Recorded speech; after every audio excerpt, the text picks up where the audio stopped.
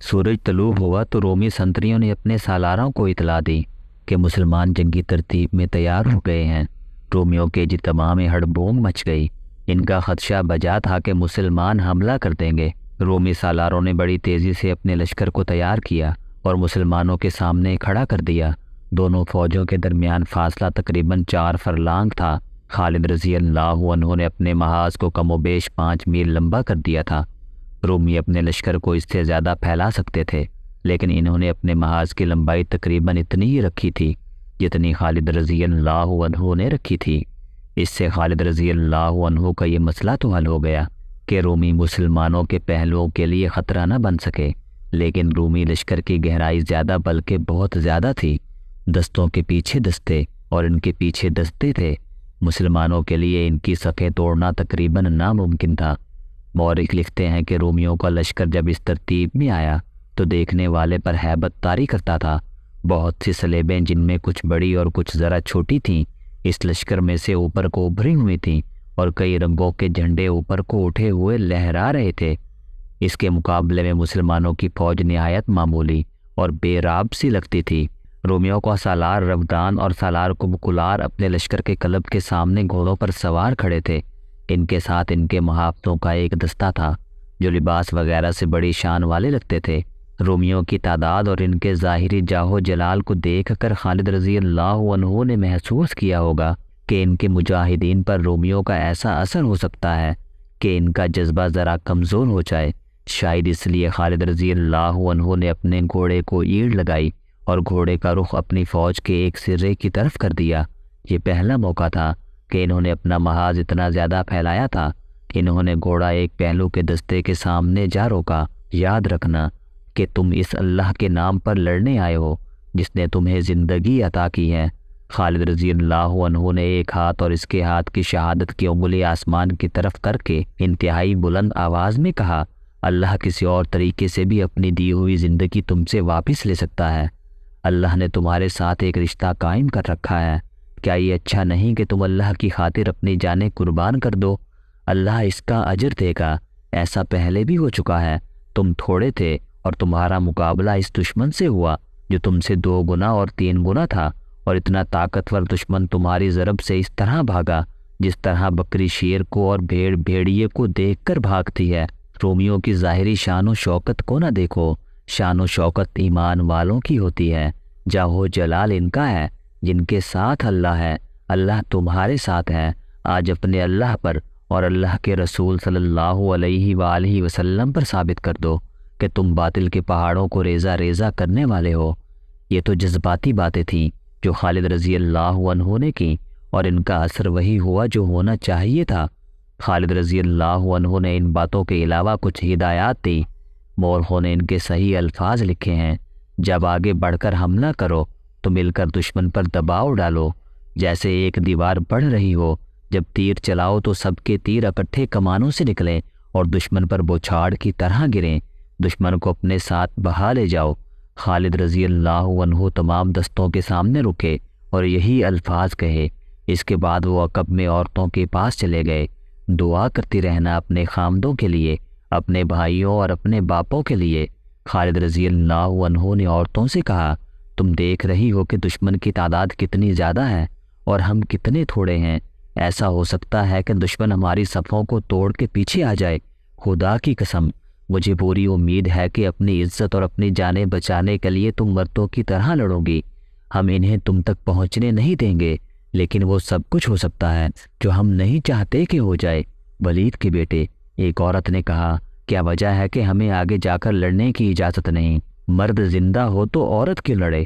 خالد رضی اللہ عنہ نے کہا، اور اپنے آپ کو بچانے کے لیے لڑنا تم پر فرض ہے، اور تم پر فرض ہے کہ مرد تھوڑے رہ جائیں۔ دشمن غالب آ رہا ہو تو آگے بڑھو اور مردوں کی طرح لڑو، اور اپنے اوپر غیر مرد کا غلبہ قبول نہ کرو۔ یہ پہلا موقع تھا کہ خالد رضی اللہ عنہ نے عورتوں کو بھی دشمن سے خبردار کیا اور انہیں اپنے دفاع میں لڑنے کے لیے تیار کیا تھا۔ اس سے ظاہر ہوتا تھا کہ انہیں خاصی تشویش تھی۔ انہوں نے کسریٰ کی فوجوں کو شکست پہ شکست دی تھی، لیکن رومی فارسیوں کی نسبت زیادہ منظم اور طاقتور تھے۔ خالد رضی اللہ عنہ کے سامنے یقیناً یہ پہلو بھی ہوگا کہ مجاہدین کو گھروں سے نکلے خاصا عرصہ ہو چکا تھا اور وہ مسلسل لڑائیوں کے تھکے ہوئے بھی تھے۔ انہیں اپنے اللہ پر اور اللہ کی دی ہوئی روحانی طاقتوں پر اور ایمان پر بھروسہ تھا۔ دونوں فوجیں لڑائی کے لیے تیار ہو گئیں۔ رومیوں کی طرف سے ایک معمر پادری آگے آیا اور مسلمانوں سے کچھ دور آ کر رک گیا۔ اے مسلمانوں، اس نے بلند آواز سے کہا، تم میں کوئی ایسا ہے جو میرے پاس آ کر بات کرے؟ خالد رضی اللہ عنہ نے اپنے گھوڑے کی لگام کو ہلکا سا جھٹکا دیا اور پادری کے سامنے جا گھوڑا روکا۔ تم سالار ہو؟ بوڑھے پادری نے کہا، کیا تم میں مجھ جیسا کوئی مذہبی پیشوا نہیں؟ نہیں، خالد رضی اللہ عنہ نے جواب دیا، ہمارے ساتھ کوئی مذہبی پیشوا نہیں ہوتا، سالار ہی امام ہوتا ہے۔ میں سپہ سالار ہوں، اور میں معزز پادری کو یہ بھی بتا دیتا ہوں کہ میں اس وقت تک سپہ سالار رہوں گا جب تک میری قوم اور میری فوج چاہے گی۔ اگر میں اپنے اللہ واحد لا شریک کے احکام اور اس کے رسول صلی اللہ علیہ وآلہ وسلم کے فرمان سے انحراف کروں گا تو مجھے سپہ سالار نہیں رہنے دیا جائے گا۔ اگر اس حالت میں بھی سپہ سالار رہوں گا تو سپاہیوں کو حق حاصل ہے کہ وہ میرا کوئی حکم نہ مانے۔ مورخ لکھتے ہیں کہ وہ معمر پادری پر خاموشی طاری ہو گئی اور وہ کچھ دیر خالد رضی اللہ عنہ کے منہ کی طرف دیکھتا رہا۔ شاید یہی وجہ ہے، پادری نے ذرا دبی زبان میں کہا، یہی وجہ ہو سکتی ہے کہ فتح ہمیشہ تمہاری ہوتی ہے۔ وہ بات کر معزز پادری جو تو کرنے آیا ہے۔ خالد رضی اللہ عنہ نے کہا، ہاں۔ پادری نے جیسے بیدار ہو کر کہا، اے عرب سے فتح کی امید لے کر آنے والے، کیا تو نہیں جانتا کہ جس زمین پر تو فوج لے کر آیا ہے اس پر کسی بادشاہ کو کبھی پاؤں رکھنے کی جرت نہیں ہوئی تھی؟ تو اپنے آپ کو کیا سمجھ کر یہاں آ گیا ہے؟ فارسی آئے تھے لیکن ان پر ایسی دہشت طاری ہوئی کہ بھاگ گئے۔ کئی دوسرے بھی آئے تھے، وہ بڑی بہادری سے لڑے تھے لیکن ناکامی اور مایوسی کے سوا انہیں کچھ حاصل نہ ہوا اور وہ چلے گئے۔ تجھے ہمارے خلاف کچھ کامیابیاں حاصل ہوئی ہیں، لیکن یہ خیال دماغ سے نکال دے کہ ہر میدان میں فتح تو ہی پائے گا۔ مورخوں کے مطابق خالد رضی اللہ عنہ خاموشی سے سن رہے تھے اور بوڑھا پادری پر اثر لہجے میں بول رہا تھا، میرا سپہ سالار وردان جو میرا آقا ہے تجھ پر کرم اور نوازش کرنا چاہتا ہے۔ پادری کہہ رہا تھا، اس سے بڑی نوازش اور کیا ہوگی کہ اس نے تیری فوج کو کاٹ دینے کی بجائے مجھے یہ پیغام دے کر تیرے پاس بھیجا ہے کہ اپنی فوج کو ہمارے ملک سے واپس لے جا۔ میرا آقا تیرے ہر سپاہی کو 1 دینار، 1 قبہ اور 1 امامہ دے گا، اور تجھے 100 امامے، 100 قبائیں اور 100 دینار عطا کرے گا۔ تیرے لیے یہ فیاضی معمولی نہیں۔ کیا تو نہیں دیکھ رہا کہ ہمارا لشکر ریت کے ذروں کی طرح بے حساب ہے؟ تو جن فوجوں سے لڑ چکا ہے، ہماری فوج ان فوجوں جیسی نہیں۔ تو نہیں جانتا کہ اس فوج پر کیسر روم کا ہاتھ ہے؟ اس نے منجھے ہوئے تجربہ کار سالار اور چوٹی کے پادری اس فوج کو دیے ہیں۔ بول، تیرا کیا جواب ہے؟ انعام چاہتا ہے یا اپنی اور اپنی فوج کی تباہی؟ 2 میں سے ایک۔ خالد رضی اللہ عنہ نے جواب دیا، میری 2 شرطوں میں سے ایک پوری کر دو تو میں اپنی فوج کو لے کر چلا جاؤں گا۔ اپنے آقا سے کہو کہ اسلام قبول کر لو یا جزیہ ادا کرو، اگر نہیں تو ہماری تلواریں فیصلہ کریں گی۔ میں تیرے آقا کے کہنے پر واپس نہیں جاؤں گا۔ تیرے آقا نے جو دینار کو بائیں اور امامے پیش کیے ہیں وہ تو ہم وصول کر ہی لیں گے۔ ایک بار پھر سوچ عربی سالار۔ عرب کے سالار نے سوچ کر جواب دیا ہے۔ خالد رضی اللہ عنہ نے کہا، جا اپنے آقا تک میرا جواب پہنچا دے۔ بوڑھے پادری نے رومی سالار اور وردان کو خالد رضی اللہ عنہ کا جواب دیا۔ عرب کے ڈاکوؤں کی یہ جرت! وردان نے غصے سے پھٹتے ہوئے کہا، کیا وہ نہیں جانتے کہ میں ان سب کو ایک ہی حلے میں ختم کر سکتا ہوں؟ اس نے اپنے سپاہ کی طرف گھوڑا گھما کر حکم دیا، تیر انداز آگے آ جائیں اور ان بدبختوں کو فناہ کر لینے کے لیے تیار ہو جائیں۔ فلاخن بھی آگے لے آؤ۔ تیر انداز آگے آئے تو مسلمانوں کے قلب کے سالار معاذ بن جبل نے اپنے دستوں کو حملے کی تیاری کا حکم دیا۔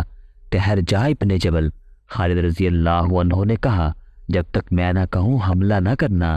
سورج سر پر آ کر آگے جانے لگے گا تو ہم حملہ کریں گے۔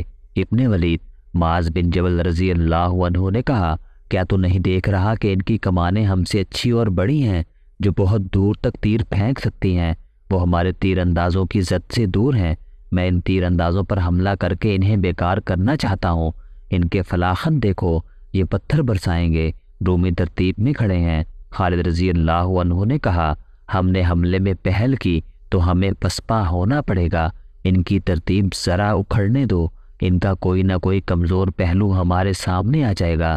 رومیو نے کچھ دیر انتظار کیا، مسلمانوں نے کوئی حرکت نہ کی تو وردان کے حکم پر اس کے تیر اندازوں نے تیروں کی بوچھاڑیں پھینکنی شروع کر دیں اور فلاخن سے وہ پتھر پھینکنے لگے۔ کئی مسلمان شہید اور زخمی ہو گئے۔ خالد رضی اللہ عنہ نے یہ نقصان دیکھ کر بھی حملے کا حکم نہ دیا۔ رومی تیر اندازوں کو تیروں سے مؤثر جواب نہیں دیا جا سکتا تھا، کیونکہ مسلمانوں کی کمانیں نسبتاً چھوٹی ہونے کی وجہ سے دور تک تیر نہیں پھینک سکتی تھیں۔ ادھر سے تیر اور پتھر آتے رہے۔ تب مسلمانوں میں ہیجان اور اضطراب نظر آنے لگا۔ وہ حملہ کرنا چاہتے تھے لیکن انہیں حکم نہیں مل رہا تھا۔ سالار زرار بن الازور دوڑے دوڑے خالد رضی اللہ عنہ کے پاس گئے۔ ابن ولید، زرار نے خالد رضی اللہ عنہ سے کہا، تو کیا سوچ رہا ہے؟ کیا تو دشمن کو یہ بتانا چاہتا ہے کہ ہم اس سے ڈر گئے ہیں؟ اگر اللہ ہمارے ساتھ ہے تو مت سوچ حملے کا حکم دے۔ خالد رضی اللہ عنہ کے ہونٹوں پر مسکراہٹ آ گئی۔ یہ اطمینان اور سکون کی مسکراہٹ تھی۔ ان کے سالاروں اور سپاہی پسپائی کی بجائے حملے کی اجازت مانگ رہے تھے۔ ابن الازور، خالد رضی اللہ عنہ نے کہا، تو آگے جا کر دشمن کو مقابلے کے لیے للکار سکتا ہے۔ زرار نے ذرہ اور خود پہن رکھی تھی۔ ان کے ایک ہاتھ میں چمڑے کی ڈھال اور دوسرے ہاتھ میں تلوار تھی۔ انہوں نے پچھلے ایک مارکے میں یہ ڈھال ایک رومی سے چھینی تھی۔ زرار آگے گئے تو رومی تیر اندازوں نے اپنے سالار کے حکم سے کمانیں نیچے کر لیں۔ یہ اس زمانے کا رواج تھا کہ فوجوں کی لڑائی سے پہلے دونوں فوجوں میں سے کسی ایک کا ایک آدمی اپنے دشمن کو انفرادی مقابلے کے لیے للکارتا تھا۔ ادھر سے ایک آدمی آگے آتا اور دونوں زندگی اور موت کا معرکہ لڑتے تھے۔ اس کے بعد جنگ شروع ہوتی تھی۔ مقابلے کے لیے للکارنے والا اپنے دشمن کو توہین آمیز باتیں کہتا تھا۔ زرار بن الازور رومیوں کے سامنے گئے اور انہیں للکارا، میں سفید چمڑی والوں کے لیے موت کا پیغام لایا ہوں۔ رومیوں، میں تمہارا قاتل ہوں۔ میں خدا کا قہر بن کر تم پر گروں گا۔ میرا نام زرار بن الازور ہے۔ رومیوں کی طرف سے زرار کے مقابلے کے لیے ایک آدمی آنا تھا، لیکن 4-5 رومی سوار آگے آ گئے۔ زرار نے پہلے اپنی خود اتاری، پھر ذرہ اتاری، پھر قمیض بھی اتار دی اور کمر تک برہنہ ہو گئے۔ تب ان رومیوں نے انہیں پہچانا جو بصرہ میں انہیں اس حالت میں لڑتے دیکھ چکے تھے، اور وہ یہ بھی دیکھ چکے تھے کہ اس شخص میں جنات جیسی پھرتی اور طاقت ہے۔ حقیقت بھی یہی تھی۔ زرار ایک سے زیادہ آدمیوں کا مقابلہ کرنے کی خصوصی مہارت رکھتے تھے۔ زرار کے مقابلے میں جو رومی آئے تھے، ان میں 2 سالار بھی تھے، ایک تبریہ کا اور دوسرا عمان کا حاکم یا امیر تھا۔ باقی بھی کوئی عام سپاہی نہیں تھے، وہ کمانداروں کے رتبے کے تھے۔ انہوں نے زرار کو گھیرے میں لینے کے لیے گھوڑوں کے رخ موڑے۔ زرار نے اچانک گھوڑے کو ایڑ لگائی اور جب وہ عمان کے حاکم کے قریب سے گزرا تو یہ سالار اپنے گھوڑے کی پیٹھ پر ہی دوہرا ہو گیا، پھر گھوڑے سے لڑک کر نیچے گر پڑا۔ زرار کی تلوار اس کے پہلو سے اس کے جسم میں گہری اتر گئی تھی۔ حیران کن پھرتی سے زرار کا گھوڑا مڑا اور ایک اور رومی ان کی تلوار سے کٹ کر گرا۔ زرار ایسی چال چلتے اور ایسا پینترا بدلتے تھے کہ رومی سواروں کے 2-3 گھوڑے آپس میں ٹکرا جاتے یا ایک دوسرے کے آگے آ جاتے تھے۔ اس موقع سے فائدہ اٹھا کر زرار ان میں سے ایک کو تلوار سے کاٹ جاتے تھے۔ کوئی رومی سوار گرتا تھا تو مسلمان بڑے جوش سے نعرے لگاتے تھے۔ زرار کا یہ عالم تھا جیسے ان میں مافوق الفطرت طاقت آ گئی ہو۔ اپنے مقابلے میں آنے والے رومیوں میں سے زیادہ تر کو انہوں نے گرا دیا۔ ان میں 1-2 ایسے بھی تھے جنہیں مہلک زخم نہیں آئے تھے، لیکن وہ دوڑتے گھوڑوں کے قدموں تلے کچلے گئے۔ 2 رومی سوار بھاگ کر اپنے لشکر میں چلے گئے۔ زرار فاتحانہ انداز سے خون ٹپکاتی تلوار کو لہراتے اور رومیوں کو للکار رہے تھے، میں سفید چمڑی والوں کا قاتل ہوں۔ رومیوں، میری تلوار تمہارے خون کی پیاسی ہے۔ مورخ واقدی، ابن حشام اور طبری نے لکھا ہے کہ 10 رومی سوار گھوڑے دوڑاتے آگے آئے۔ یہ سب سالاری سے ذرا نیچے کے عہدوں کے رومی تھے۔ خالد رضی اللہ عنہ نے جب 10 سواروں کو آگے آتے دیکھا تو اپنے محافظ دستوں میں سے انہوں نے 10 سوار منتخب کیے اور انہیں آگے لے گئے۔ رومی سوار زرار کی طرف آ رہے تھے۔ خالد رضی اللہ عنہ نے نعرہ لگایا، خدا کی قسم، زرار کو اکیلا نہیں چھوڑوں گا۔ اس کے ساتھ انہوں نے اپنے 10 سواروں کو اشارہ کر کے گھوڑے کو ایڑ لگائی۔ 10 سوار ان کے ساتھ گئے۔ رومی سواروں کی نظریں زرار پر لگی ہوئی تھیں۔ خالد رضی اللہ عنہ اور ان کے سوار رومی سواروں پر جا چھپٹے۔